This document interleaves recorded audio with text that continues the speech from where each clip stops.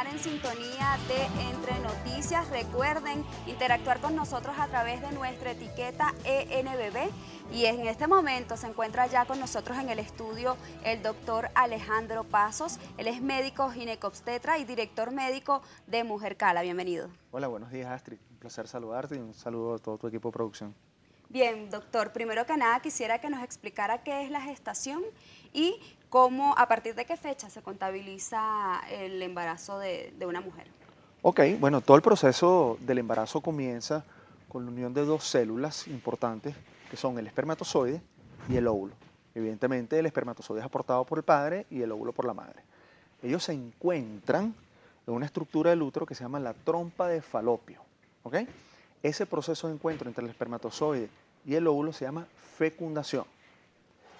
En ese proceso, el espermatozoide entra al óvulo y comienza entonces todo un proceso de multiplicación celular. Es decir, a partir de dos células comienza una replicación aumentada, acelerada y progresiva de todas estas células que van dando entonces una diferenciación de tejidos para que finalmente entonces se vaya formando primero el embrión para después entonces pasar al feto. Ahora bien, doctor, ¿a partir de qué mes comienzan a formarse los órganos del bebé? Ok, en el primer trimestre, que ocurre hasta lo que en las consultas prenatales nosotros llamamos la 14ª semana de gestación, es el periodo en el cual se van formando todos los órganos y sistemas. Técnicamente hablando, nosotros lo llamamos la organogénesis.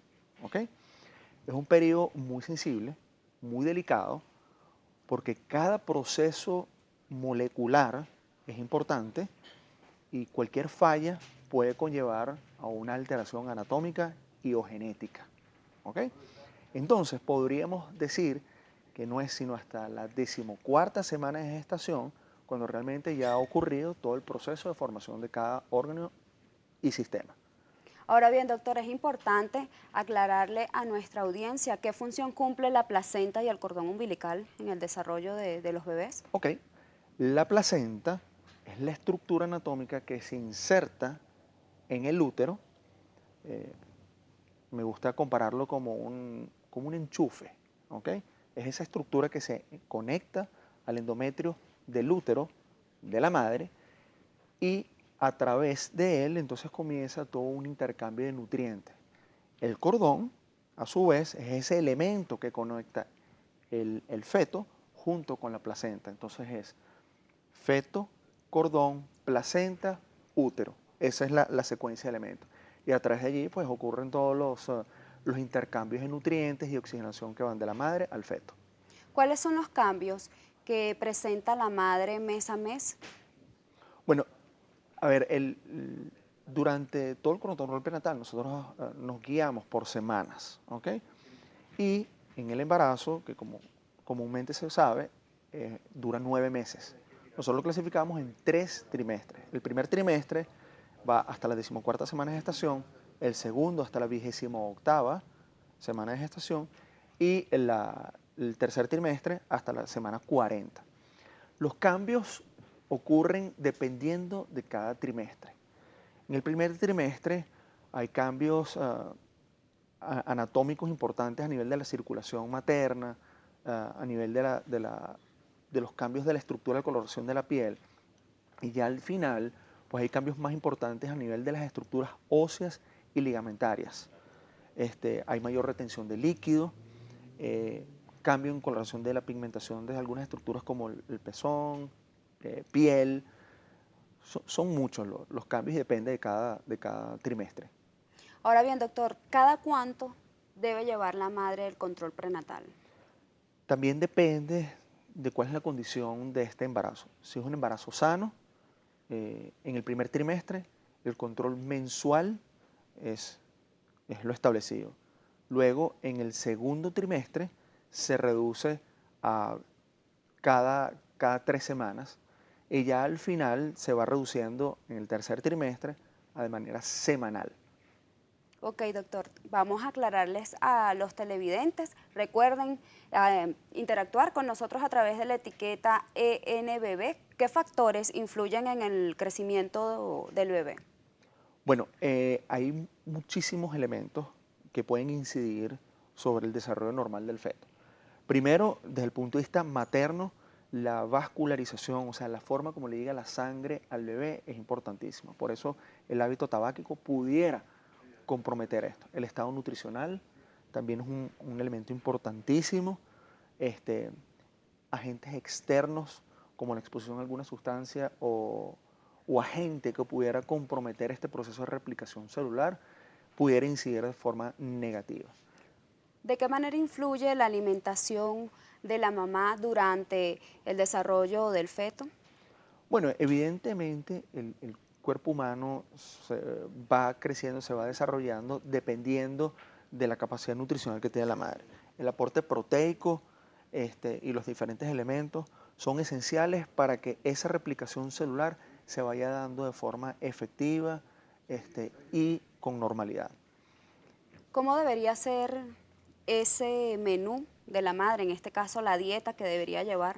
Si lo vemos en tres comidas elementales, el desayuno debe ser el, eh, el momento del día donde la madre debe comer mejor, seguido del almuerzo y finalmente la cena en menor cantidad.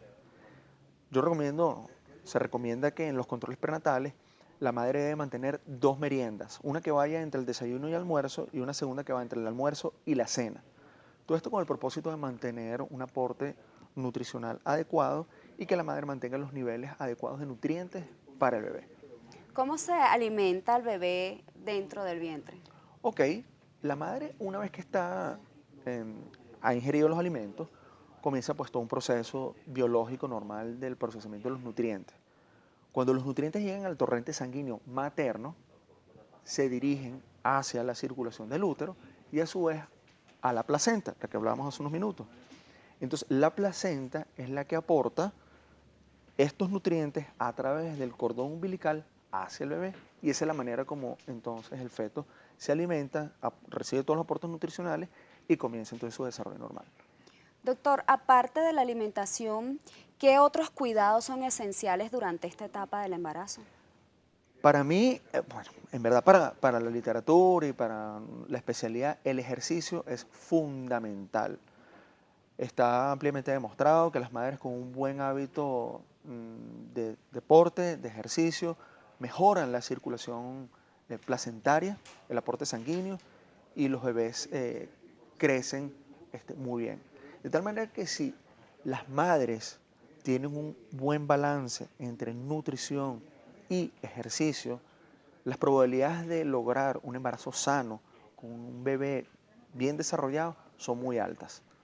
Bien, durante esta etapa también existen una serie de complicaciones, pero eso me lo va a aclarar en la próxima parte de su programa Entre Noticias. No se aparten, ya regresamos con más.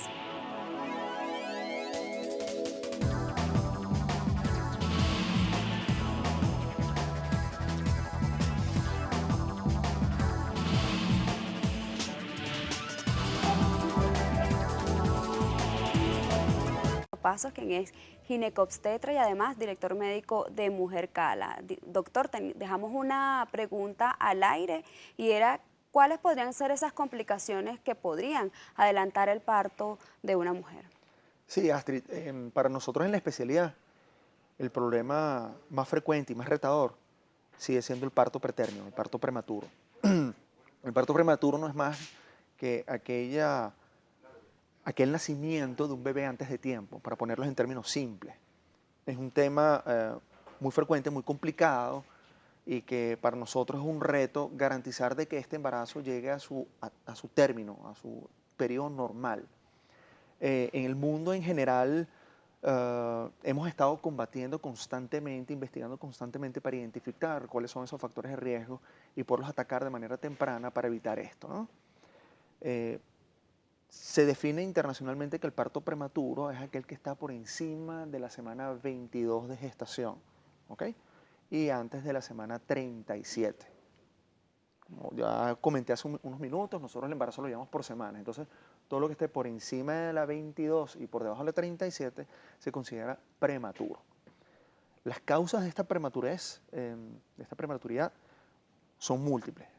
Desafortunadamente, el lugar número uno es la idiopática, es decir, la que ocurre porque ocurrió. No tenemos un hecho para poder demostrar qué la ocasionó. ¿Ok? Nosotros también sabemos que, por ejemplo, las infecciones urinarias o las infecciones del tracto genital, que son dos cosas completamente distintas, también predisponen los partos prematuros. En tercer lugar, la incompetencia cervical, es decir, el útero está compuesto por el cuerpo y el cuello uterino. A mí me gusta compararlo como un embudo, una estructura que es ancha y una angosta. Esa parte angosta, que es el cuello uterino y que sostiene el bebé dentro del útero, pierde esa estrechez, se hace más ancha o más corta y por ende no está en la capacidad de sostener al feto dentro del útero, generando un parto prematérmino. ¿Okay? Hay condiciones nutricionales que también favorecen al parto pretérmino, porque sabemos hoy que, por ejemplo, el colágeno es una estructura molecular, se encuentra en gran cantidad dentro del cuello uterino. Entonces, los pacientes con déficit nutricional pudieran tener ese factor de riesgo para desarrollar el parto prematuro. ¿Cómo sería ese diagnóstico, doctor? Mira, nosotros, primero el interrogatorio clínico. Tú tienes que hablar muy bien con el paciente durante el control prenatal, saber si tiene antecedentes de parto prematuro, porque cuando tú identificas un paciente que tiene un antecedente de parto prematuro, tiene cerca de 33% de probabilidades de generar un nuevo parto prematuro en ese embarazo siguiente. Entonces, lo primero que tú tienes que saber es conversar mucho con el paciente, identificar si tiene o no algún factor de riesgo que lo incremente. Después tenemos la evaluación física y tercero tenemos herramientas diagnósticas complementarias como lo es el ecosonograma. En la semana 24 nosotros podemos realizar un estudio que se llama cervicometría. Consiste en hacer un ecosonograma transvaginal y medir la longitud del cuello uterino. Entonces, dependiendo de las medidas que uno obtiene, tú puedes estimar el riesgo de padecer de parto pretérmino. ¿Okay? Esas son básicamente las herramientas más viables. Luego, en la actualidad, se han desarrollado algunas pruebas ya bioquímicas, sustancias que podemos tomar a nivel del tracto genital femenino, a nivel de vagina, que te demuestran resultados predictores de también prematuridad. Doctor, ya en nuestro Twitter con la etiqueta ENBB, ya algunos usuarios están realizando algunas preguntas, entre ellas Adrián Sá, que pregunta, ¿es riesgoso un embarazo precoz? ¿Puede llevar entonces este embarazo precoz a un adelanto en el parto? Sí, los embarazos precoces conllevan toda una serie de factores de riesgo. Hay elementos a nivel de maternos, como lo son los trastornos hipertensivos del embarazo, y están los factores fetales, como los retardos de crecimiento intrauterino por factores nutricionales. Son quizás los más frecuentes. Ok, doctor, otro usuario también pregunta, somos primerizos 17 semanas, mi esposa no deja de tomar café, ¿eso puede ser perjudicial para el bebé? Lo pregunta Seijas. Bien, a ver, el consumo de café durante el embarazo es más riesgoso durante el primer trimestre. Si ya tienes 17 semanas, ya estás considerado en el segundo trimestre y los riesgos disminuyen considerablemente. Uh, la literatura hace referencia a que para que el café ejerza efectos negativos, tiene que ser excesivamente alto. La recomendación es simplemente diluir el café con algo de leche, algún producto lácteo, pues para que los efectos de la cafeína no sean tan graves o en su efecto disminuir la frecuencia de tomas al día. Hay personas que toman 10 tazas de café al día, entonces redúcelo al café de la mañana, 2 cafés en la mañana, 2 tazas de café. Adrián Sá pregunta nuevamente que cuál es el riesgo de una preeclampsia en el embarazo. Los trastornos hipertensivos del embarazo también son una de las principales complicaciones durante el embarazo. Y bueno, lo primero son la prematuridad. Cuando el trastorno hipertensivo se ha vuelto rebelde, no logras controlarlo, no tienes otra alternativa sino interrumpir el embarazo, porque los trastornos hipertensivos es una condición propia del embarazo y no termina de manera definitiva sino con el cese o la culminación del embarazo. Entonces, si la mamá está muy complicada o el trastorno hipertensivo es tan grave que pudiera comprometer la vida de uno o de ambos, tienes que interrumpirlo. Entonces la complicación sería la prematuridad. Lo segundo son crisis convulsivas. Son esos trastornos hipertensivos que son tan graves, tan avanzados, que puede generar convulsión en la madre. Muerte fetal intrauterina porque hay un desprendimiento de la placenta. Hace unos minutos hablábamos de lo importante que es la placenta, el papel que juega durante la gestación y se ha demostrado que durante los trastornos hipertensivos del embarazo ocurre un desprendimiento antes de tiempo de la placenta y pudiera ocasionar la muerte fetal. ¿Qué diferencias hay ahora que mencionan el desprendimiento de la placenta con la placenta previa? Son dos condiciones totalmente distintas. El desprendimiento prematuro de placenta es cuando la placenta se despega de su implantación donde estaba, ¿ok? Que normalmente ocurre durante el parto o la cesárea, y la placenta previa es la ubicación. Normalmente la placenta se ubica en la parte media o alta del útero, donde se siembra. Cuando la placenta es previa o baja, está como su palabra lo dice, ocluye el canal del parto, está por debajo, en la parte más baja del útero, y puede generar condiciones de sangrado. Ambos diagnósticos tienen como signo clínico sangrados durante el tercer trimestre. Nuestros seguidores en Twitter continúan interactuando con nosotros a través de la etiqueta ENBB y pregunta Joana Isabel Pérez, ¿cómo manejar una dieta balanceada en esta época? Bueno, pregunta complicada, ¿no? Sin embargo, por ejemplo, en el desayuno, el consumo de frutas sigue siendo un excelente aporte nutricional. En segundo lugar, el consumo de huevo también es importante. Para el almuerzo, cualquier derivado de carne, pollo o pescado es importante. Los granos también aportan un excelente aporte proteico. Eh, los cereales en la mañana también son ricos en fibra que ayudan para el estreñimiento que se genera durante el primer trimestre del embarazo. Otra usuaria, Mariale Rivas, específicamente en qué consiste la vacuna de incompatibilidad RH y en qué semana se coloca. Ok, los seres humanos, la sangre tiene un elemento que es el factor RH. ¿Ok? Es un tipo de lo que nos diferencia de unos a otros. Es positivo o negativo. Las madres que son RH negativo, ¿ok? Tienen que ser evaluadas de su pareja para saber si hay compatibilidad de los grupos. Porque el bebé pudiera resultar ser positivo. Si el bebé, el producto del embarazo, es positivo, genera unos anticuerpos que en un embarazo siguiente reaccionarían contra ese feto.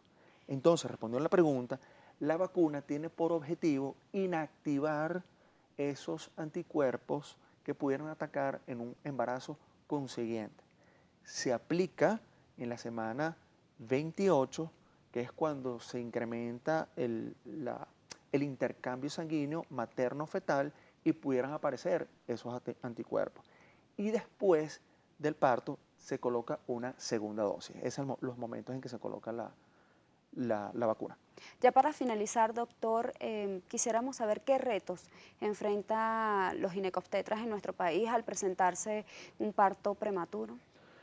Bueno, los retos es primero garantizar, evaluar bien a nuestros pacientes para estimar riesgos. En segundo lugar, una vez estimado el riesgo, evitar que se genere el parto prematuro. Y si desafortunadamente esto se ocurre, brindar los cuidados principales. el principal problema del parto prematuro son las dificultades para que el feto o el bebé respire de forma espontánea. Entonces, los bebés prematuros deben estar bajo un cuidado más delicado en unidades de cuidados intensivos y las infraestructuras son cada vez más limitadas. Y eso es para nosotros un reto, desarrollar estructura y capital humano que pueda brindar asistencia especial a los bebés prematuros. ¿Sus contactos, doctor? Bueno, a través de nuestras redes sociales, @mujercala o Alejandro Pasos R. Con muchísimo gusto podemos ir atendiendo las preguntas que surjan del día de hoy. Bien, agradecemos entonces al doctor Alejandro Pasos, ginecobstetra y director médico de Mujer Cala, por habernos acompañado el día de hoy y tratar todos estos temas en relación al desarrollo del feto durante su gestación. Nosotros hacemos una pausa y al regreso estaremos conversando sobre la lactancia materna. Ya venimos.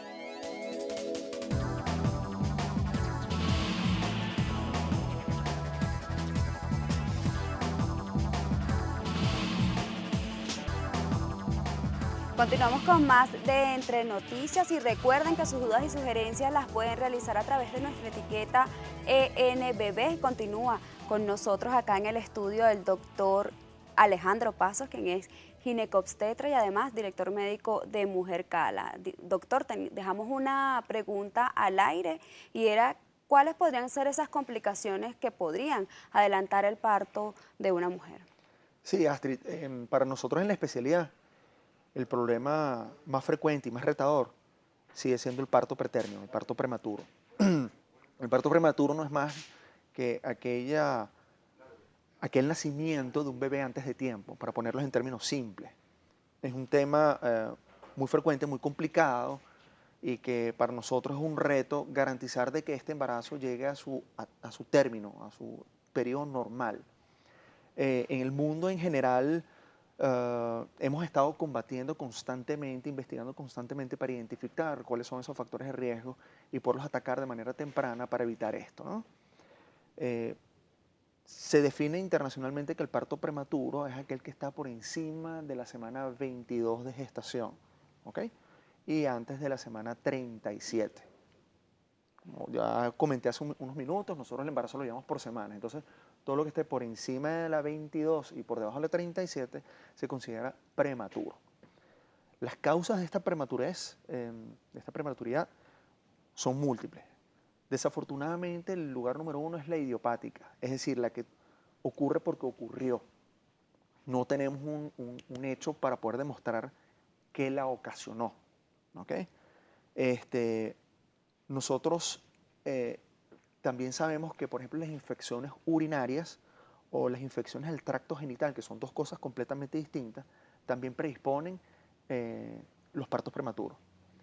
En tercer lugar, la incompetencia cervical, es decir, el útero está compuesto por el cuerpo y el cuello uterino. A mí me gusta compararlo como un embudo, una estructura que es ancha y una angosta. Esa parte angosta, que es el cuello uterino y que sostiene el bebé dentro del útero, pierde esa estrechez, se hace más ancha o más corta y por ende no está en la capacidad de sostener al feto dentro del útero, generando un parto prematérmino, ¿okay? Hay condiciones nutricionales que también favorecen al parto pretérmino, porque sabemos hoy que, por ejemplo, el colágeno es una estructura molecular, se encuentra en gran cantidad dentro del cuello uterino. Entonces, los pacientes con déficit nutricional pudieran tener ese factor de riesgo para desarrollar el parto prematuro. ¿Cómo sería ese diagnóstico, doctor? Mira, primero el interrogatorio clínico. Tú tienes que hablar muy bien con el paciente durante el control prenatal, saber si tiene antecedentes de parto prematuro, porque cuando tú identificas un paciente que tiene un antecedente de parto prematuro, tiene cerca de 33% de probabilidades de generar un nuevo parto prematuro en ese embarazo siguiente. Entonces, lo primero que tú tienes que saber es conversar mucho con el paciente, identificar si tiene o no algún factor de riesgo que lo incremente. Después tenemos la evaluación física y tercero tenemos herramientas diagnósticas complementarias como lo es el ecosonograma. En la semana 24 nosotros podemos realizar un estudio que se llama cervicometría. Consiste en hacer un ecosonograma transvaginal y medir la longitud del cuello uterino. Entonces, dependiendo de las medidas que uno obtiene, tú puedes estimar el riesgo de padecer de parto pretérmino. ¿Ok? Esas son básicamente las herramientas más viables. Luego, en la actualidad, se han desarrollado algunas pruebas ya bioquímicas, sustancias que podemos tomar a nivel del tracto genital femenino, a nivel de vagina, que te demuestran resultados predictores de también prematuridad. Doctor, ya en nuestro Twitter con la etiqueta ENBB, ya algunos usuarios están realizando algunas preguntas, entre ellas Adrián Sá, que pregunta, ¿es riesgoso un embarazo precoz? ¿Puede llevar entonces este embarazo precoz a un adelanto en el parto? Sí, los embarazos precoces conllevan toda una serie de factores de riesgo. Hay elementos a nivel de maternos, como lo son los trastornos hipertensivos del embarazo, y están los factores fetales, como los retardos de crecimiento intrauterino por factores nutricionales. Son quizás los más frecuentes. Ok, doctor, otro usuario también pregunta, somos primerizos 17 semanas, mi esposa no deja de tomar café, ¿eso puede ser perjudicial para el bebé? Lo pregunta Seijas. Bien, a ver, el consumo de café durante el embarazo es más riesgoso durante el primer trimestre. Si ya tienes 17 semanas, ya estás considerado en el segundo trimestre y los riesgos disminuyen considerablemente. Ah, la literatura hace referencia a que para que el café ejerza efectos negativos, tiene que ser excesivamente alto. Eh, la recomendación es simplemente diluir el café con algo de leche, algún producto lácteo, pues para que los efectos de la cafeína no sean tan graves, o en su defecto disminuir la frecuencia de tomas al día. Hay personas que toman 10 tazas de café al día, entonces redúcelo al café de la mañana, 2 cafés en la mañana, 2 tazas de café. Adrián Sá pregunta nuevamente que cuál es el riesgo de una preeclampsia en el embarazo. Los trastornos hipertensivos del embarazo también son una de las principales complicaciones durante el embarazo. Y bueno, lo primero son la prematuridad. Cuando el trastorno hipertensivo se ha vuelto rebelde, no logras controlarlo, no tienes otra alternativa sino interrumpir el embarazo, porque los trastornos hipertensivos es una condición propia del embarazo y no termina de manera definitiva sino con el cese o la culminación del embarazo. Entonces, si la mamá está muy complicada o el trastorno hipertensivo es tan grave que pudiera comprometer la vida de uno o de ambos, tienes que interrumpirlo. Entonces la complicación sería la prematuridad. Lo segundo son crisis convulsivas. Son esos trastornos hipertensivos que son tan graves, tan avanzados, que puede generar convulsión en la madre. Muerte fetal intrauterina porque hay un desprendimiento de la placenta. Hace unos minutos hablábamos de lo importante que es la placenta, el papel que juega durante la gestación y se ha demostrado que durante los trastornos hipertensivos del embarazo ocurre un desprendimiento antes de tiempo de la placenta y pudiera ocasionar la muerte fetal. ¿Qué diferencias hay ahora que mencionan el desprendimiento de la placenta con la placenta previa? Son dos condiciones totalmente distintas. El desprendimiento prematuro de placenta es cuando la placenta se despega de su implantación donde estaba, ¿ok? Que normalmente ocurre durante el parto o la cesárea, y la placenta previa es la ubicación. Normalmente la placenta se ubica en la parte media o alta del útero, donde se siembra. Cuando la placenta es previa o baja, está como su palabra lo dice, ocluye el canal del parto, está por debajo, en la parte más baja del útero, y puede generar condiciones de sangrado. Ambos diagnósticos tienen como signo clínico sangrados durante el tercer trimestre. Nuestros seguidores en Twitter continúan interactuando con nosotros a través de la etiqueta ENBB y pregunta Joana Isabel Pérez, ¿cómo manejar una dieta balanceada en esta época? Bueno, pregunta complicada, ¿no? Sin embargo, por ejemplo, en el desayuno, el consumo de frutas sigue siendo un excelente aporte nutricional. En segundo lugar, el consumo de huevo también es importante. Para el almuerzo, cualquier derivado de carne, pollo o pescado es importante. Los granos también aportan un excelente aporte proteico. Eh, los cereales en la mañana también son ricos en fibra que ayudan para el estreñimiento que se genera durante el primer trimestre del embarazo. Otra usuaria, Mariale Rivas. Específicamente, ¿en qué consiste la vacuna de incompatibilidad RH y en qué semana se coloca? Ok. Los seres humanos, la sangre, tiene un elemento que es el factor RH. ¿Ok? Es un tipo que lo que nos diferencia de unos a otros. Es positivo o negativo. Las madres que son RH negativo, ¿ok? Tienen que ser evaluadas de su pareja para saber si hay compatibilidad de los grupos. Porque el bebé pudiera resultar ser positivo. Si el bebé, el producto del embarazo, es positivo, genera unos anticuerpos que en un embarazo siguiente reaccionarían contra ese feto.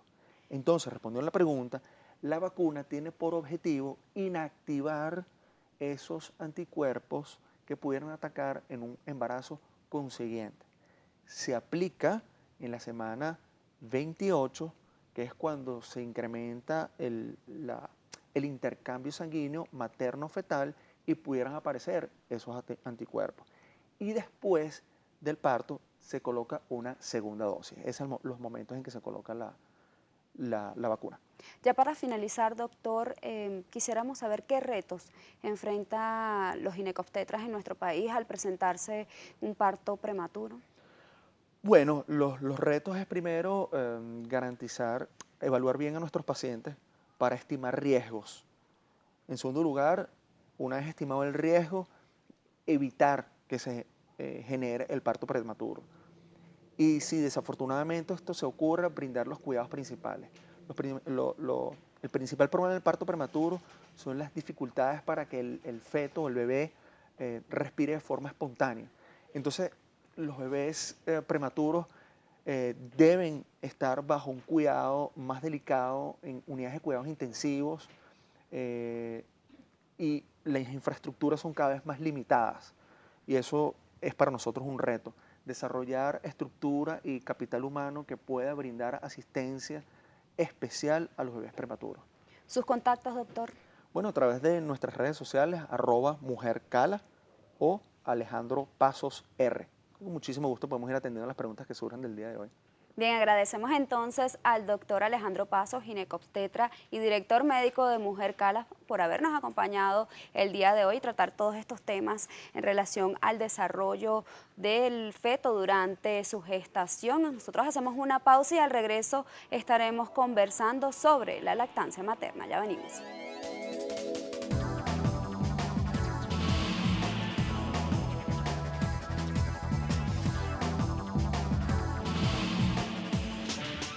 Seguimos con más de Entre Noticias. En este segmento del programa se encuentra con nosotros Aranza Eleizalde, ella es consejera de lactancia materna. Recuerden que el día de hoy estamos hablando sobre los bebés. Doctora, bienvenida. Un placer, gracias por la invitación, agradecida por estar aquí. Primero que nada, coméntenos cuáles son los beneficios de la lactancia materna. Bueno, hablar de beneficios de lactancia es comenzar y no parar. En primer lugar, es importante saber que la lactancia materna es la forma más eficaz y más segura de mantener la salud del bebé, de lograr que este bebé pues sobreviva, de garantizar que no se genere una desnutrición en el niño. Y si hablamos de beneficios, pues primero nos podemos prender del garante que tiene ese bebé al ser alimentado con lactancia materna exclusiva, prevenir enfermedades como la obesidad, la diabetes tipo 2, malformaciones futuras, virosis que están pues a la par del día en la vida de bebé. ¿Cuáles serían los riesgos de que el bebé no tome la leche materna? Ok, cuando el bebé no tiene acceso a la leche materna, generalmente pues la madre cae en lo que es el uso de fórmulas lácteas. El riesgo que conlleva que el bebé sea alimentado de esta forma, en primer lugar, al no tener una manipulación segura de ella, por ejemplo, no tener acceso a aguas salubres, a utensilios que estén correctamente esterilizados, hay un riesgo allí de que el bebé se contamine, de que padezca alguna enfermedad gastrointestinal que pues a la vez conlleve a diarrea. Y diarrea es una de las primeras causas de muerte en niños pequeños, en niños lactantes. De otra forma, o en el mismo orden de ideas, hay una probabilidad de que la madre, al recurrir al uso de fórmula, luego no tener recursos necesarios para, de forma económica, poder cubrir esta alimentación y pues decidir ahorrar en el uso de ello y comenzar a diluir más la concentración. Las fórmulas tienen unas tablas que nos dicen, por ejemplo, 4 cucharadas, tanta cantidad de agua, y pues la madre puede tomar la decisión de utilizar menos. Y al utilizar menos, pues tenemos como consecuencia que ese bebé tenga problemas de desnutrición. Entonces, pues por ello va el lema indicado que la madre pues se apropie de su cuerpo, confíe en sí misma y se apropie de la lactancia materna, que al final es lo natural. Muchas madres, sobre todo las primerizas, se preguntan por qué es fundamental la lactancia materna exclusiva. Aclárenos esto. Partir de que la lactancia materna es lo natural. Entonces, si es lo natural, es lo adecuado. Sobre todo las primerizas hay que trabajar mucho en reforzar su confianza. Tenemos un socavamiento en la confianza de la mujer, en el empoderamiento, en el pensar yo no puedo amamantar. Entonces con estas madres primerizas hay que trabajar, hay que explicarles cómo funciona su cuerpo, cómo funciona la lactancia, hablarle a esas madres primerizas de todos los beneficios que trae y pues reforzar esa confianza, decirle pues claro que puedes, es el mejor alimento para tu bebé y además en tu cuerpo bebé va a encontrar todo lo que necesita. Yo siempre parto de ahí, decirle a todas las mujeres, en tu cuerpo bebé va a encontrar todo lo que necesita. Una de las preocupaciones de las mamás es saber si el bebé está tomando las cantidades adecuadas. ¿Cómo saberlo? Es una preocupación y es una preocupación muy difícil porque las mamás tendemos a ser muy controladoras. Las mamás queremos controlar todo. Y uno de los principios de la maternidad es la flexibilidad. Bebé viene a enseñarnos, hey, hay que dar un alto, hay que ser flexible, ya no puedes controlar todo. Cuando bebé es amamantado, la mujer no tiene forma de saber la cantidad que toma bebé. Un bebé puede tomar en una toma 3, 4 onzas, a la toma siguiente puede tomar 1 onza nada más. Entonces allí retomo mi palabra anterior y digo la clave es confiar. Realmente no es valioso saber cuánto toma mi bebé en cada toma. Lo realmente valioso es observar las señales que me da mi bebé. ¿Cuáles son las señales que me pueden decir que mi bebé se está alimentando de forma adecuada? Pues que moja entre 5 o 6 pañales al día, que la coloración de sus heces va hacia un tono mostaza, que mi bebé está vivaz, que lo veo sano, que en su control mensual con el pediatra hay un aumento de talla y de peso significativo.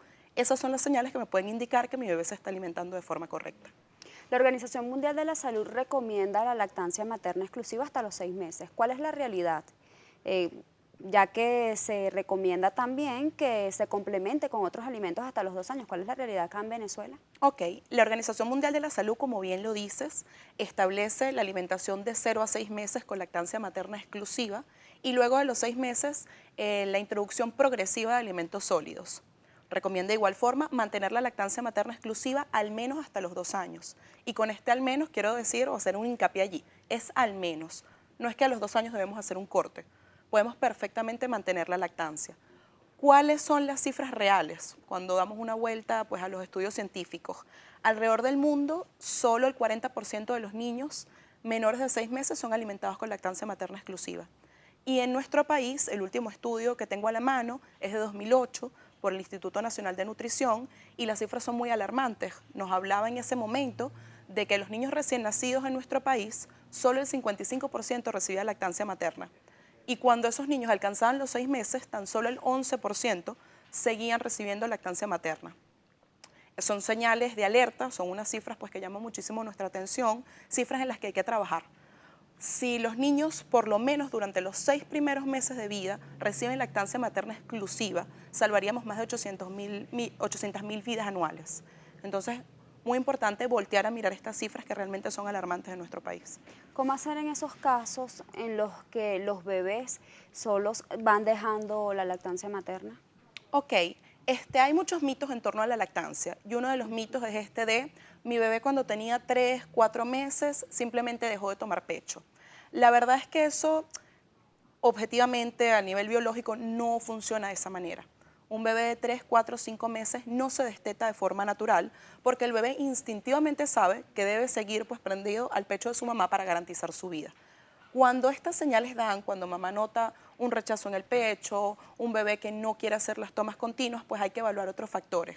Generalmente es que el bebé está un poco engripado, tiene molestia de garganta, dolor de oídos, entonces al succionar pues le genera alguna incomodidad y el bebé tiende a rechazar, pero siempre con una evaluación pediátrica, con un seguimiento de alguna consejera de lactancia, se puede retomar el flujo natural que se traía de la lactancia. ¿Cómo debe ser esa alimentación complementaria? Ok, la alimentación complementaria que se debe iniciar a los 6 meses, y es importante saber esto, a los 6 meses es lo que dicta nuestra Organización Mundial de la Salud. En algún momento de nuestra historia se empezó a tomar la alimentación complementaria desde los 4 meses, se empezó a iniciar en ese momento. Es importante saber que no es lo adecuado, adecuado es esperar los 6 meses. Hay ciertas señales que nos da bebé. Bebé nos muestra, por ejemplo, que ya puede sentarse por sí solo, que puede tomar un alimento y llevárselo a la boca, tiene control de su tronco y se elimina un reflejo que es muy importante observar, que es el reflejo de extrusión.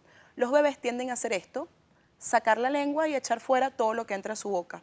Cerca de los 6 meses ese reflejo se elimina y bebé ya puede recibir alimento. Cuando comenzamos la alimentación complementaria a los 6 meses es importante hacerlo poco a poco, de forma muy paulatina. Empezamos con solo una comida diaria, cuando vemos que bebé ya la está tolerando, pues pasamos a la segunda. Es importante no presionar, hacerlo desde la calma, desde el amor, desde el respeto y saber que a partir de los 6 meses y hasta los 12, la leche materna continúa siendo el alimento principal. Y así bebé esté recibiendo una cantidad de alimentos sólidos, su base en la alimentación, su alimento principal es la leche de mamá. El proceso de estimulación, ¿cómo debe ser ese proceso de estimulación para que el bebé se adapte a estos nuevos alimentos? Ok, como te digo, ahí lo importante es trabajar desde la calma, trabajar desde el respeto hacia bebé. Muchas veces mamá, inclusive pues a mí me ha sucedido, nos angustiamos queriendo que el bebé coma cantidades.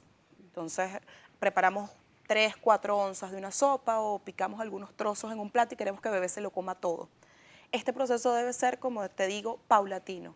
Debemos ofrecerle alimento a bebé, permitir que bebé lo explore, de ahí parte de lo que hablas un poco de la estimulación, que bebé lo toque, que lo huela, que lo pueda llevar a la boca, que si es un trozo de lechosa, lo pueda oler y decir, oh, esto huele a lechosa, esto sabe lechosa, mamá me la está nombrando, la pruebo, veo si me gusta, si no la rechazo.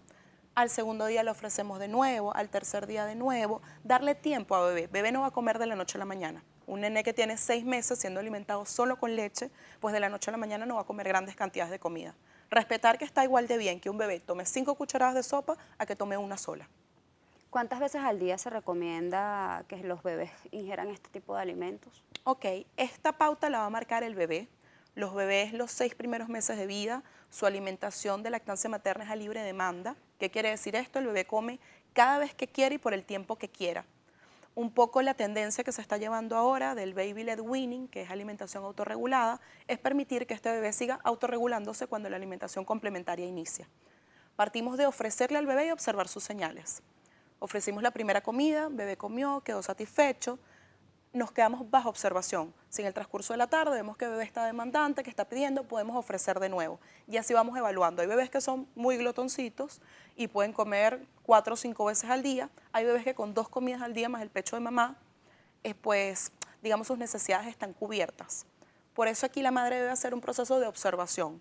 No es tanto dejarse llevar por una tabla que conseguimos en internet o que nos da el pediatra, porque no todos los niños son iguales. Y así como los adultos, unos comemos más que otros, los niños también funcionan de esa manera. Entonces, importante partir de las particularidades de cada bebé.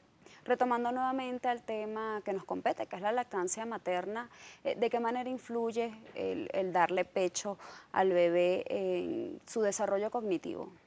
Ok, hay muchísimos estudios que han demostrado que los niños que son amamantados, que reciben lactancia materna exclusiva los primeros 6 meses y hasta los 2 años, cuando son evaluados en su edad adolescente o en la edad adulta, alcanzan mayores puntuaciones en los test de inteligencia que los niños que son alimentados solo con fórmula. Entonces, sin duda es un indicador de que a niveles cognitivos la lactancia materna tiene grandes beneficios. recomendaciones, sobre todo para las madres primerizas que desconocen todos estos beneficios de la lactancia materna? Las recomendaciones para las madres primerizas, en primer lugar, es informarse. El éxito de la lactancia materna, yo digo que tiene dos palabras claves. La primera es la convicción y la segunda es la información. Una mamá que está convencida de amamantar y busca fuentes de información válidas, va a lograr el éxito de la lactancia materna. Pero hay que sopesar esos dos factores. Estar convencida de decir, sí lo quiero hacer, sí voy a poder, sí lo voy a hacer, y buscar la información adecuada. Cuando esas dos se combinan, el éxito de la lactancia siempre está garantizado. ¿Vías de contacto? Vías de contacto, pueden contactarme a través del Instagram, @criandojuntos, es mi, pues digamos, mi contacto directo. Allí pueden escribirme vía mensaje directo, a través del correo electrónico. A través de ese espacio ofrezco lo que son consejerías de lactancia materna, tanto individuales como grupales. Y pues bueno, por allí pueden dejarme todas sus dudas, no es necesario que nos veamos presencial en consejería, también podemos trabajar de forma online. Bien, agradecemos entonces a Aranza Eleizalde, ella es consejera de lactancia materna, por habernos acompañado el día de hoy y tratar todos estos temas. Gracias a ti. Hacemos una nueva pausa y ya volvemos con más de Entre Noticias.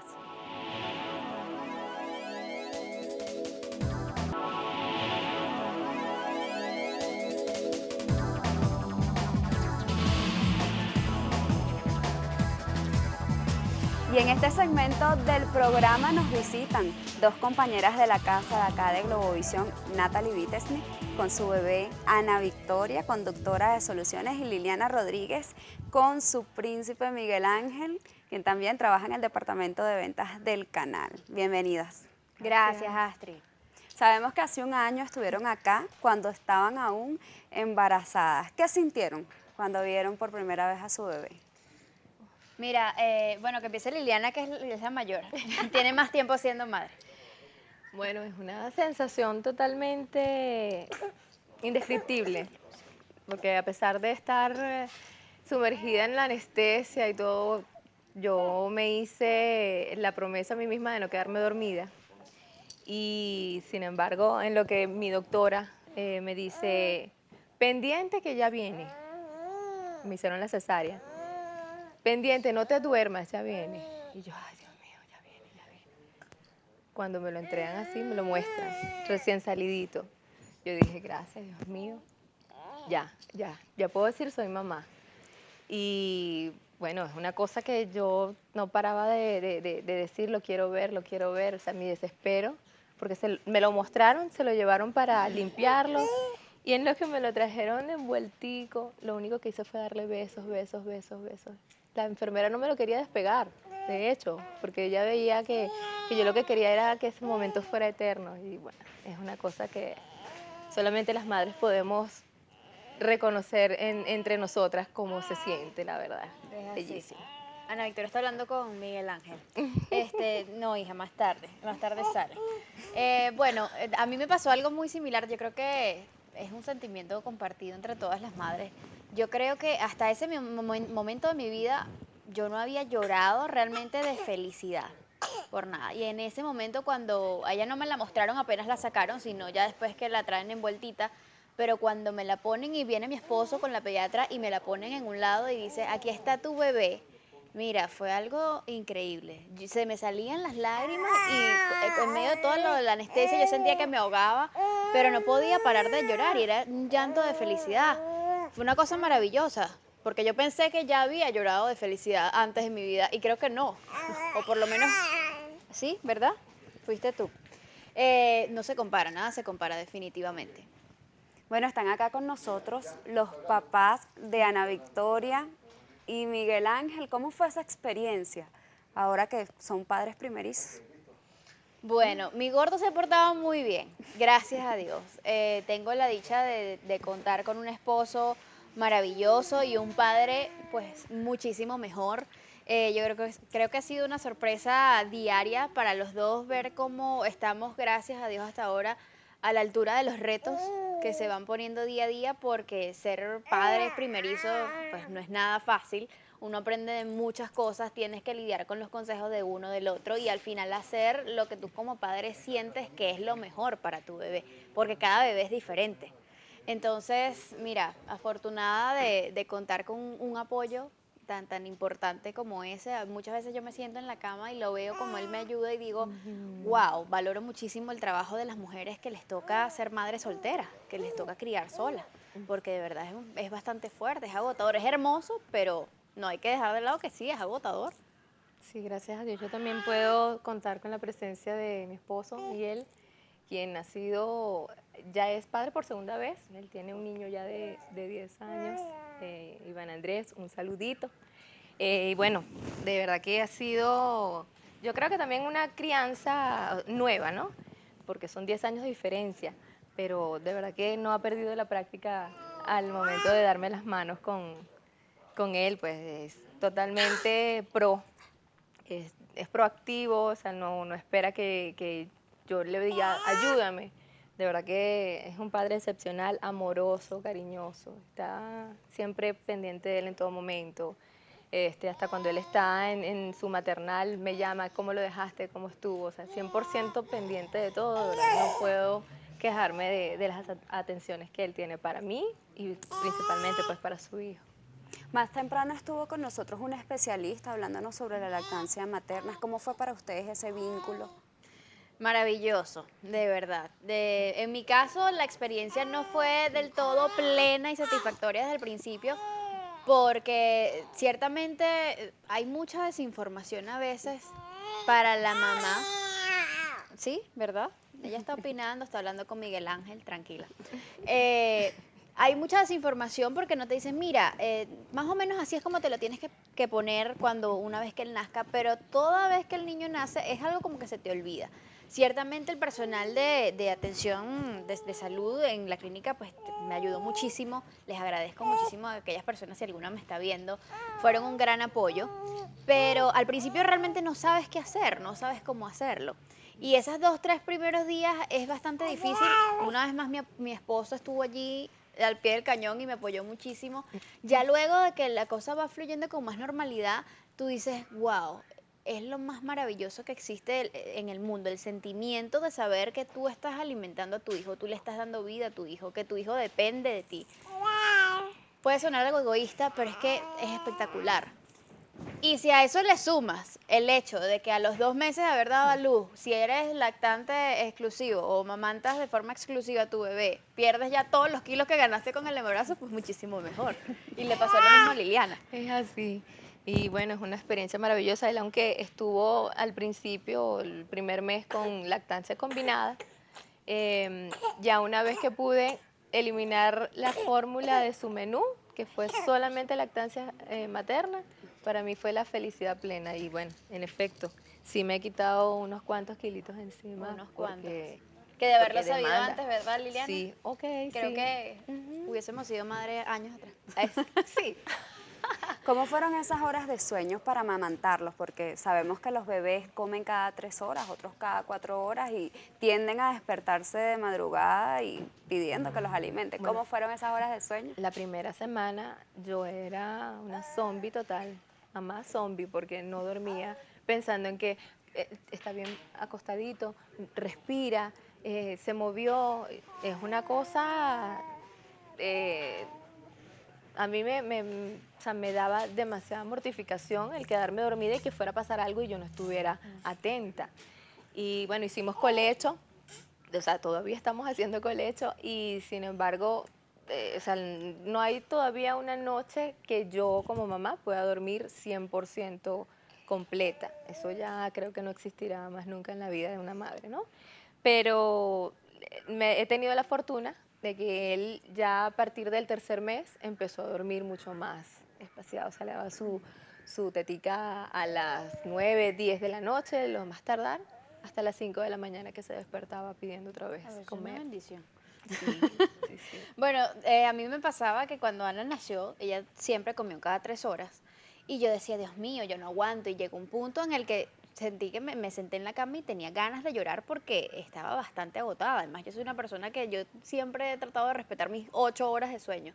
Y esto lo pude hacer hasta 2, 3 semanas antes del nacimiento de la bebé, porque llega un punto en el que ya la barriga no te deja dormir igual. Ya es mentira, te paras 3, 4, 5 veces en la noche al baño, a tomar agua, a esto y aquello, y ya no tienes un sueño placentero de 8 horas jamás.